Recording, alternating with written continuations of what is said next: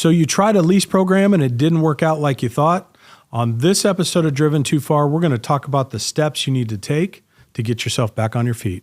Hello, I'm Andrew Winkler with Chief Carriers, and this is Driven Too Far, the truth about trucking, a podcast that helps over-the-road truck drivers balance career and family. Hey, welcome back to Driven Too Far. Today we're diving into a topic that hits home for a lot of drivers, and that's ones that have jumped into a lease program and maybe figured out it's not the right fit for you. So now what do? It's about the appeal of being your own boss, the big bucks. You get to make the judgment calls in your small business. It's a lot of things, and it's very exciting when drivers take the leap from company to a lease operator, owner-operator, independent contractor, whatever that is. But sometimes you find out that it was way harder than I thought it was, or it's just too much responsibility, and it's not really what makes me happy. It's just not what I thought it was going to be. So if you get to that determination, what next? What can I do about it? I feel like I'm maybe stuck in this lease.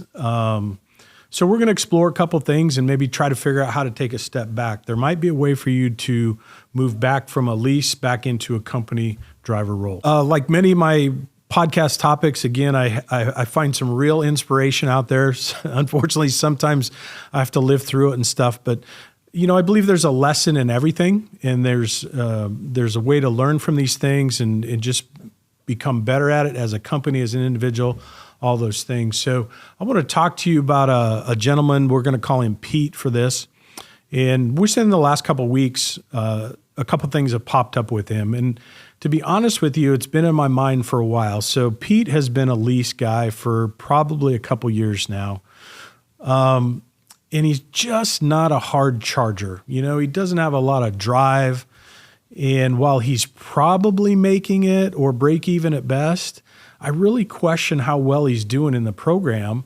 And then I think about all the things maybe he gave up to be a lease operator. So if he was a company guy before and he has a family, he's given up those health benefits and all those perks and paid vacation and all those things that the company employees get. Has it been worth it for him? And I got to look at it from my point of view and I got to say, no, it probably has not been. Has he come to that realization yet? I doubt it. I think from, his personal vantage point, he probably likes the idea of being independent and being that lease operator.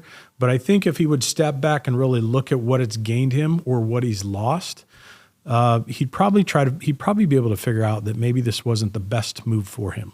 A couple of things that have kind of led to, I'll call it the downfall of Pete, but he's really bad at deadlines. So he's developed a reputation within dispatch where he doesn't come out of the house on time.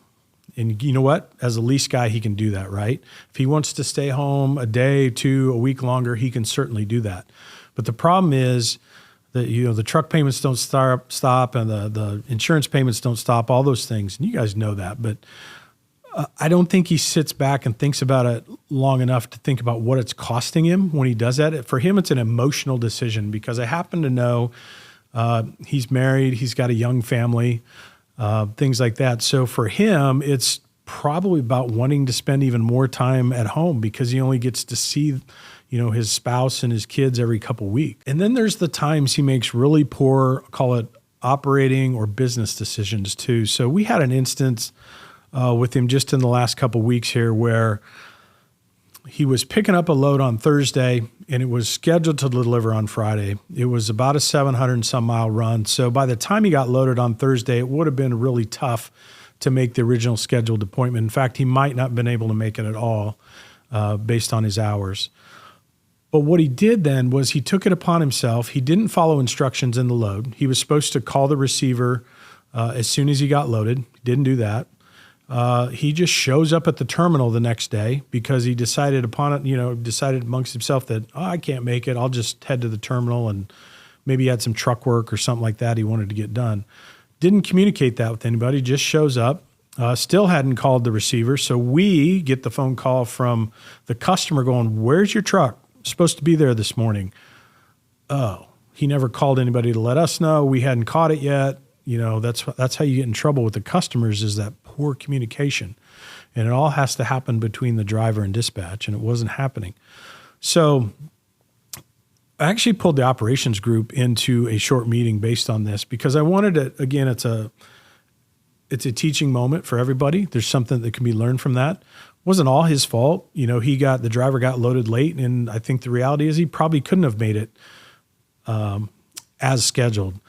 But the issue was he didn't make a call to anybody to see if we could push the delivery back. Could there have been something done to kind of keep him on task where he could have still made delivery, made those miles, that money under that load? Instead, what happened, because he didn't communicate, just shows up at the terminal, the load gets pushed to Monday. So what went from a 1-day load is now a 4-day load. And he's not going to make any more money on that load because of the way it all went down. So that's what I'm talking about when I say people make poor operating or business decisions. They just don't think it through, where it becomes such an emotional decision to him. Like, maybe he was pissed off. I don't know. Maybe he was upset that he didn't get loaded on time and it took all day to get loaded. And, these guys don't know what they're doing type thing. Oh, the heck with it. I'll just deliver it Monday. Well, I can understand those emotions. I certainly don't understand it from a business perspective, because it not only was it bad for him, it was also bad for the company, because that means we also had an asset out there that went from a 1-day run to a 4-day run. So it didn't work out for either one of us. He has a growing family. He's, like I said in the beginning, he just kind of lacks the drive to be a good business owner.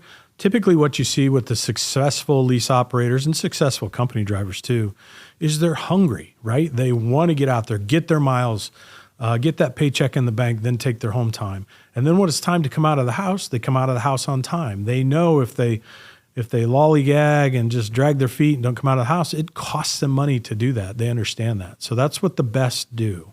So when you have these attributes as a lease operator, where does it kind of lead? It for them, for the driver themselves, it leads to lower income than what they expect, because they're not doing the things they do. They're not disciplined enough to do the things. It also leads to low income for the company, because now you've got a bunch of missed opportunities because of the decisions this independent contractor was making. It affects the company too. It affects us not only with the money side of it, but what about poor customer service, poor communications? All those things are our reputation too as a company with our customers and with our clients. So it's not just about you as an independent contractor. Typically there's a ripple effect when you make those kind of decisions, that it affects more than just you. It leads to a lack of trust. I mentioned his ability to not come out of the house on time, got himself a reputation within dispatch. They just quit counting on him. They were just like, you know what? It's so-and-so. He's never going to come out on time. What's the excuse going to be this time? Couldn't get to the truck, whatever it is, had some little emergency pop up or a banking issue or something. There's always something they had to take care of that led to another day off. But you only get so many strikes when it comes to that stuff. Sure, things happen, and we all know that it happens to us. We give our drivers grace when that happens, and we hope that they're communicating well and working through it. But when it happens over and over and over again, and the communication is really poor, eventually you just lose trust with that person. And at some point, to be honest with you, it probably is going to lead to the driver not having a job at all. So, man, these are those things, again, you got to look in the mirror. You got to really ask yourself some tough questions there. So we kind of beat up on Pete and the things that are all going sideways, not working as well as they should. What about the idea of him moving back to a company driver? Now, he still has some issues that we need to coach him through and fix. Hopefully, like the getting out of the house on time and making better business decisions, making phone calls when he needs to do that. I think those are things we can all work with him. And if we take the time to sit down and explain it to him and what the impact was of the decision he made, he's a smart dude. I have no doubt that he'll pick up on that and understand why it's important. But what would he benefit from giving up that truck and then going back into a company driver program? Well, first of all, I got to think this guy, again, young family, probably a growing family, meaning there's maybe more on the way. Why wouldn't you want those health benefits? Now, he probably got some health benefits, maybe through his spouse or something else like that. But I happen to know we have pretty dang good health benefits. And that would have been something he would have given up initially when he moved from company driver to a lease. So maybe that. You've got the paid vacation. Man, a young family, they could certainly use some paid vacation, a couple weeks a year type thing. So when you are home and things happen and stuff, and you do need to actually stay home an extra day or two to help your spouse, there's some pay there. There's some income coming in. So that's important. You can always think about the retirement and things like that. Unfortunately, not all young folks think about that. That's for us old people to worry about. But man, I'm telling you, if you can start putting money away when you're young, that stuff adds up over the years, and you'd be shocked at how much you could put away. I think, the structured work environment. So you become independent because you want to make more of your own decisions, but that's not for everybody. When you come back into a company driver role, you have more of a structured environment, meaning they're probably going to tell you how many days you need to run during the week or how many days before you go home. They're going to tell you when you need to come out of the house. There's just a lot more things. The dispatch or your driver manager is going to help you make better decisions, and those better decisions are going to lead to more money in your bank account too. One of the patterns I've seen with lease guys too is the maintenance side of it. Unfortunately, maintenance can eat you alive if you're not staying on top of it. And it seems like it snowballs on people. So maybe things are tight. You didn't bring as much in as you thought for the week, and your truck's due for a certain PM or some kind of maintenance, and you just decide, I'm going to skip it for a week. I'm going to skip it for a week. I'm going to skip it for a week. And pretty soon these things start catching up with you. You get so far behind on the maintenance on the truck, you don't know if you're ever going to dig yourself back out of it. But going back into a company role, hey man, you don't have to worry about it. It's going to be part of the program. It's taking care of you. It's no expense to you. The only thing it maybe costs you is a little bit of time when you have to step out of the truck to let the shop do their thing. Many times, carriers today on the company side of things have built in kind of a safety net for drivers when it comes to income. So maybe they have a guaranteed pay, guaranteed minimum, something like that. Those usually don't extend to the lease operators. You're out there on your own, and there's no net to catch you if you fall. But again, if you move back into that company role, there's a little bit of a safe feeling there, I guess. Just because of that, it's like, hey, I can have the worst week ever and dispatch doesn't give me the miles, or this load falls apart and whatever else happens, but I know they've got that weekly guarantee there. So the at least I'll make a minimum amount of money and I can count on that hitting my bank account. So that's a little bit of a reassurance policy for a lot of guys too. Taxes can be a big problem for lease operators.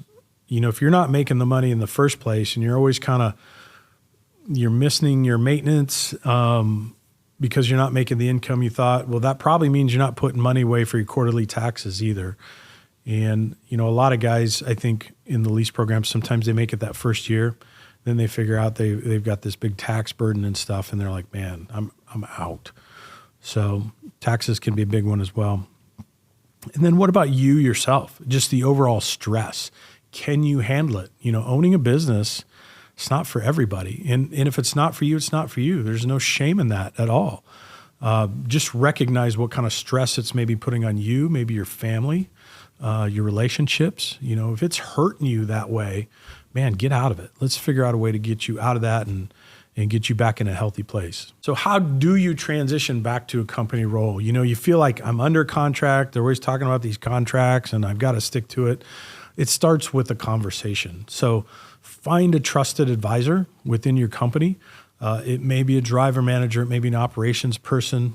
It may be somebody higher up. Maybe that's an HR, a VP, anything like that, the owner, if you're working for a smaller company.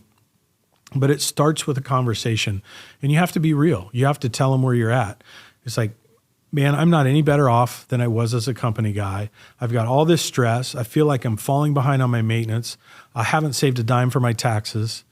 It's just not working out like I thought it was. And there's no shame in that.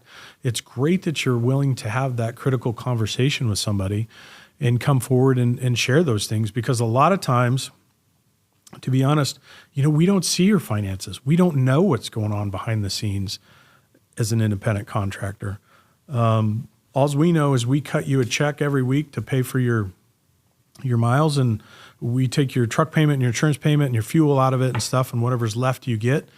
I don't know your tax situation. I don't know everything else that's going on behind the scenes at the house, what kind of bills you have or commitments you have and things like that. So unless you come forward and are willing to discuss some of that, we just don't have a way of knowing. So, if you get the courage to do that, that's fantastic. I think that's absolutely the first step. Find somebody you trust. Ask them if you can have 30 minutes or an hour of their time and just really sit down and go through this thing and say, man, I need some help figuring out if this is the right thing, if this is where I should be. And if it's not, what can we do about it? I think most companies they probably have a plan. If that's where you're at, they probably have a plan where they can help you to get you out of that situation. Now, it might not be painless, because if you were under contract and you owed certain things while you were under contract, if you banged up the truck or, you ran the tires off of it or something like that and it needs new, you might be responsible for some of those things. It might cost you some money to get out of the contract a little bit, but I bet the company would be willing to work with you. They'd much rather, put the truck back, have you as a company driver and figure out some kind of plan to kind of work out the finances to get everything back to kind of square, if you will. But that won't happen without a conversation. And then the last thing I'd leave you with is, so it didn't work out. You learned a lot, probably. You learned a lot about the business. Doesn't mean it's the end of the road. Doesn't mean you're never going to jump back into a lease again, or you're never going to want to try it again. But hopefully you take the lessons that you got from your first time out there, and you're willing to learn from it. And what I always tell people is you got to look in the mirror and you got to be honest with yourself. You got to take ownership of things and just say, listen, I could have done better with that, or I mishandled that. If you can do that, I absolutely think you're going to be successful down the road, and there's going to be more opportunities for you. Thanks for joining us on this episode of Driven Too Far. If you're looking to work for a carrier that cares about your success, check us out at chiefcarriers.com.